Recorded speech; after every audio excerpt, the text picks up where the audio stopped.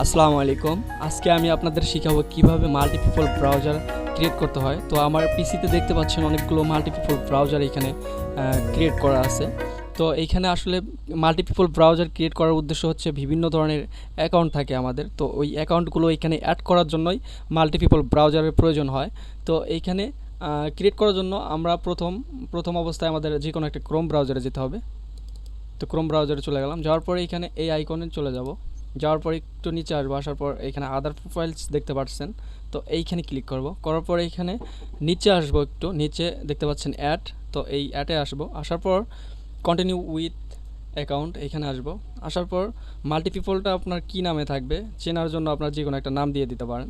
তো এখানে যে কোনো একটা নাম দিয়ে দিলাম, যেমন আমার নামটাই আমি দিয়ে দিলাম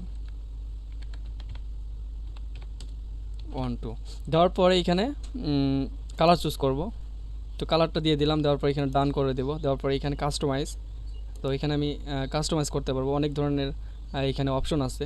তো এখানে চেঞ্জ থিম, জাস্ট আমি একটু থিমটাই একটু কাস্টমাইজ করে দেখাই।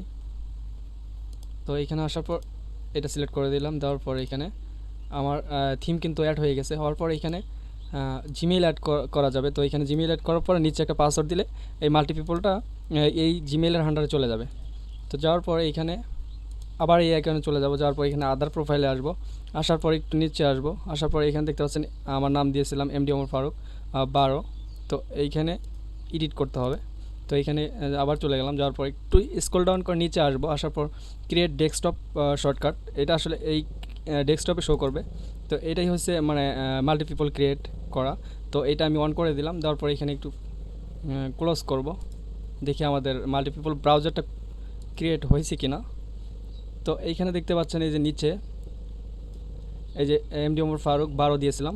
তো আমার এইখানে কিন্তু মাল্টিপিপল ব্রাউজারটা ক্রিয়েট হয়ে গেছে। তো ভিডিওটা আজকে এ পর্যন্তই ছিল। তো ভিডিওটা যদি দেখে আপনাদের উপকৃত হয়, অবশ্যই আমার চ্যানেলটাকে সাবস্ক্রাইব করবেন। ধন্যবাদ সবাইকে।